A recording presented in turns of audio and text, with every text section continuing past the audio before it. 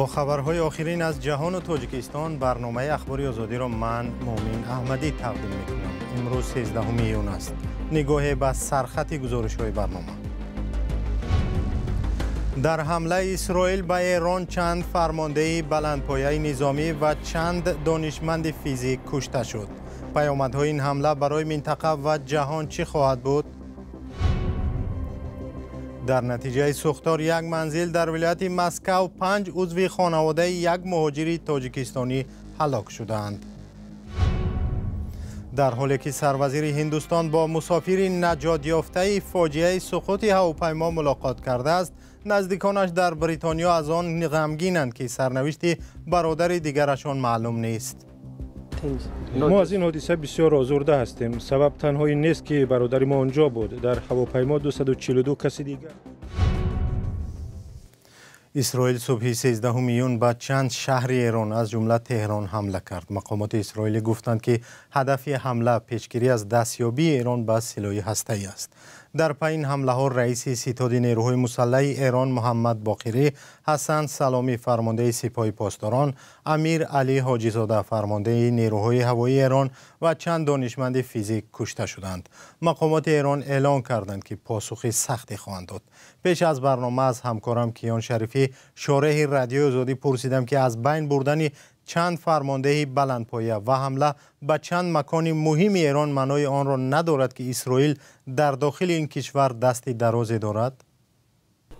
کاملا اونجوری که طبق گزارشی که ما خوندیم و دیدیم، اسرائیل تونسته وارد حریم هوایی ایران بشه و به مقرهای خیلی حساس و حتی مکانهای مسکونی توی خود تهران که میشه وسط ایران حمله بکنه.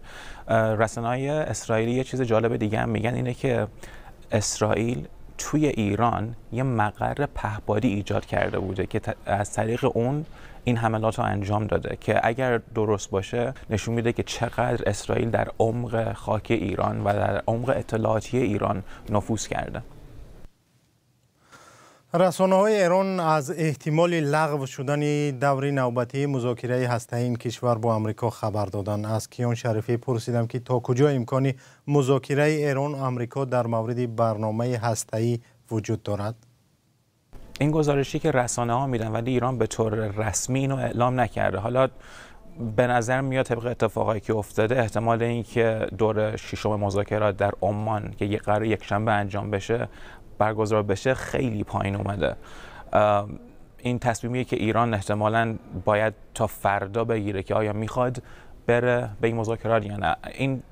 اینجاست که اصلا تصمیم مهمیه، چون اگر ایران بخواد بره به این مذاکرات یعنی دیپلماسی رو انتخاب کرده و میخواد تنش‌ها رو بیاره پایین، و اگر نره یعنی میخواد به یه طور دیگه جواب اسرائیل رو بده و دیپلماسی دیگه چاره نیست. از کیان شریفی اینچنین پرسیدم که تا کجا ایران پس از این حمله جدی در پی ساختن سلاح هسته‌ای خواهد شد و عموما در این شرایط ایران چه راهی را انتخاب خواهد کرد؟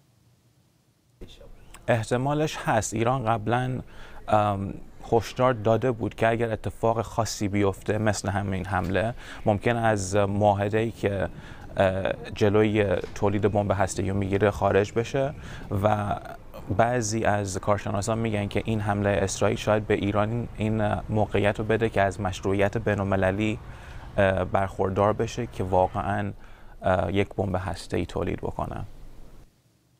سپاس از همکارم کیان شریفی که درباره حمله آخر اسرائیل به ایران صحبت کرد. روز 13 ایون در ولایت پدمسکو در سوختار خانه 5 عضو یک خانواده از تاجیکستان درگذشته است. یک مهاجر تاجیک این خانواده را میشناسد در صحبت با رادیو آزادی گفت فاجعه در عائله اسدالله نامساکن ناحیه عبدالرحمن جامی رخ داده است. او گفت این خانواده 10 سال پیش بر روسیه آمده بودند. این مهاجر گفت تا جایی که شنیده است سوختار در پی ترکیش گاز رخ داده است. مقامات روسیه هنوز حادثه را شرح ندادند. خود مرد آن شب در خانه نبوده است ولی همسر و فرزندان و یک نویره نوزادش آنجا بوده است. وزارت حالتهای اضطراری روسیه روز 13 ایون خبر داد که در سوختار در یک خانه استقامتی در ولایت پدمسکوی روسیه 5 کودک جان داده است. کمیته تفتیشاتی روسیه گفت کودکان فوتیده 2 ماهه، 1 ساله، 9، 11 و 17 ساله بودند. در اظهارات این نهاد آمده است که وقتی ماشین‌های سوختار خاموشکنی به جای سوختار رسیده آمدند، تمام بینای استقامتی با پهنای 72 متر مربع به کامی آتش رفته بود. تا آمدن این نجات بخشان یک زن را بستری کردند. متاسفانه در این سوختار 5 جسد کودکان آشکار شده است، گفته است این نهاد. حادثه را مقامات روس تفتیش می‌کنند. салом, агар хату хабар мехоҳед мо дорем. навиди бомдодӣ, сархати хабарҳо, ахбори Тоҷикистон ва ҷаҳон, гузоришҳо ва таҳлилҳо. чӣ мегузарад ва чаро? донистан, фаҳмидан аст. замима ё апи моро бигиред. در ادامه سخت‌تر کردن مبارزه با مهاجرت غیرقانونی، مقامات آمریکا یک شهروند ازبکستان را که در کشورش برای جنایت جستجو می‌شد برای پاسخ دادن در دادگاه به وطنش فرستادند. غیاس‌الدین ارگشف یکی از 10 تن از شهروندان ازبکستان است که در چند وقت اخیر از آمریکا به این کشور اخراج می‌شوند. همکارم طاهری سفر گزارش می‌دهد. غیاس‌الدین ارگشف ظاهراً در کرسی هواپیما و قبل از پرواز به ازبکستان، اداره مهاجرت آمریکا گفت که این جوان را که در وطنش به تقلبکاری متهم می‌کنند روز 29 می از آمریکا اخراج کرده به ازبکستان فرستادند. اداره مهاجرت می‌کوشد افرادی را که از جوابگری جنایی در کشورشان می‌گریزند و اینجا پناه می‌برند از خاک آمریکا بیرون کند تا آرامی جامعه تامین و امنیت ملی آمریکا مستحکم‌تر شود. شهروند ازبکستان را سال 2023 برای ورود غیر قانونی به خاک آمریکا دستگیر کرده و با شرط حاضر شدن به دادگاه جواب دادند. معلوم نیست او در ازبکستان به کدام جنایت متهم می شود.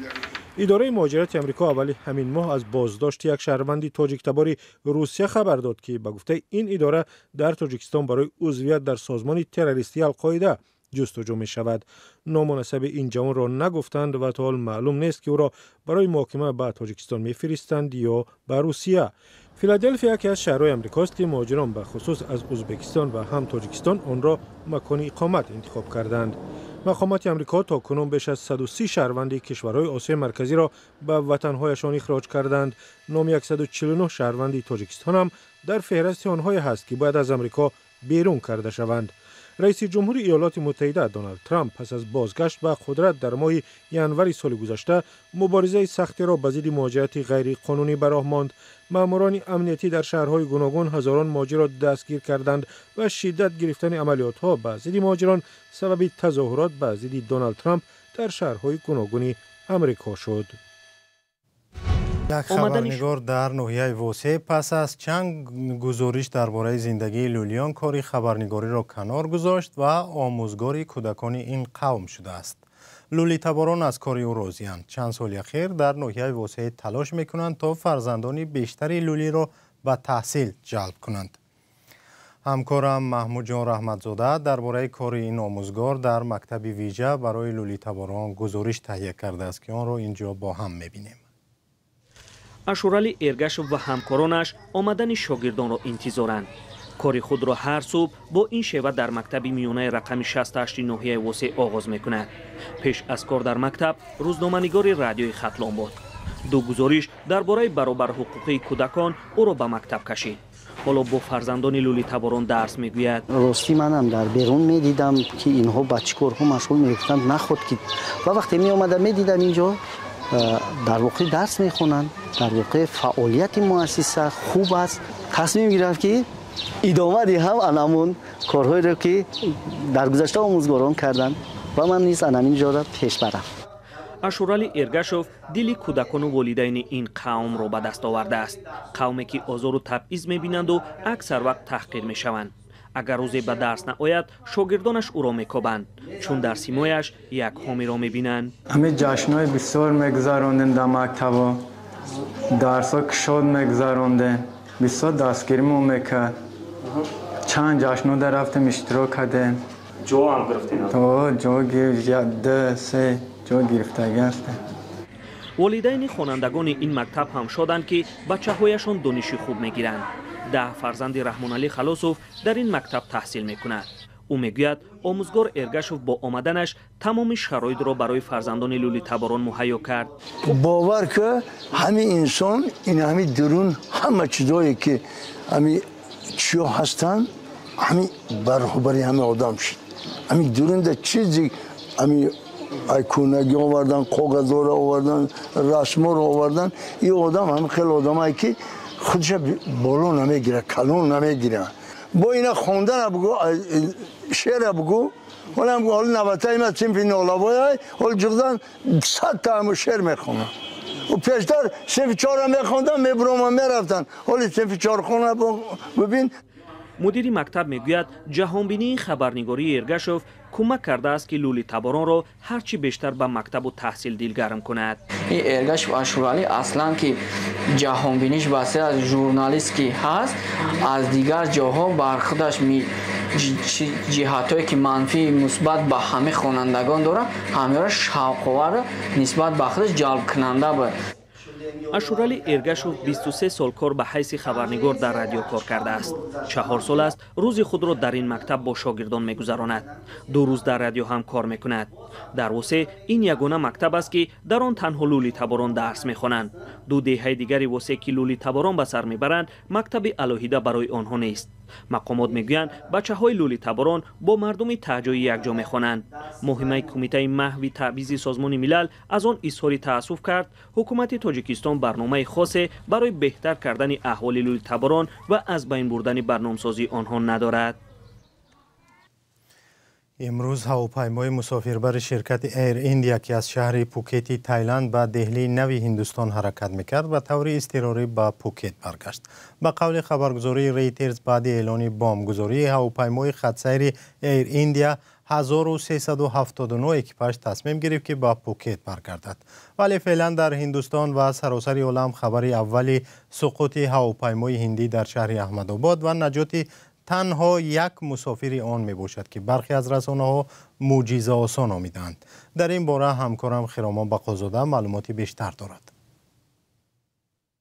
روز جمعه در یکی از شفاخانه‌های شهر احمدآباد سروزیر هندوستان نریندرا مودی با یگانه مسافر نجات یافته هواپیمای بوئینگ 787 شرکت ایر ایندیا و چندی از مجروحان این صدمه دیدار و گفتگو داشت.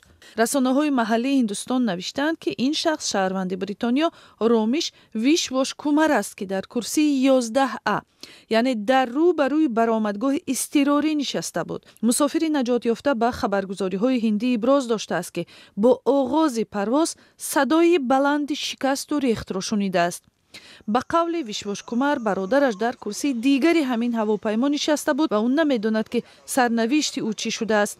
طبیبان ویشواش کومار را در بین شاهدان حادثه پیدا نموده به شفاخانه رساندند. در شهر لستر بریتانیا برادرزاده ویشواش کومار در صحبت با ریترز تصدیق کرد که با رامیش تلفنی صحبت نموده است و حالش خوب است، اما از حال برادر همسفرش معلوماتی ندارد. ما از این حادثه بسیار آزرده هستیم. سبب تنهایی نیست که برادر ما آنجا بود. در هواپیما 242 کسی دیگر بود. این خبر واقعا خبری بد است. هواپیمای خطسیر ایر ایندیا که از احمدآباد به لندن حرکت میکرد بعد چند دقیقه آغاز پرواز به خوابگاه کالج طبی این شهر غربی برخورده آتش گرفت. در نوارهای بایگانی داخل هواپیمای سقوط نموده نشر شده است. مقامات هوانوردی هندوستان میگویند این بزرگترین فاجعه 10 ساله اخیر بوده است. به قول پلیس محلی هواپیمای مسافربر با 242 سرنشین به خوابگاه برخورده حیاتی کمش 290 نفر را از بین برد. منصبداران هندی با افرادی در زمین زیان دیده هم ملاقات کردند. سپاس که 15 دقیقه برنامه ما را تماشا کردید. فراموش نکنید که خبرهای نو با تفصیلات بیشتر در سامانه آزادی.org و صفحه‌های رادیو آزادی در فیسبوک و تلگرام، تیک تاک و اینستاگرام و یوتیوب و ایکس نشر خواهند شد. با رادیوی آزادی بمانید. خدا نگهدار تا برنامه‌های دیگر.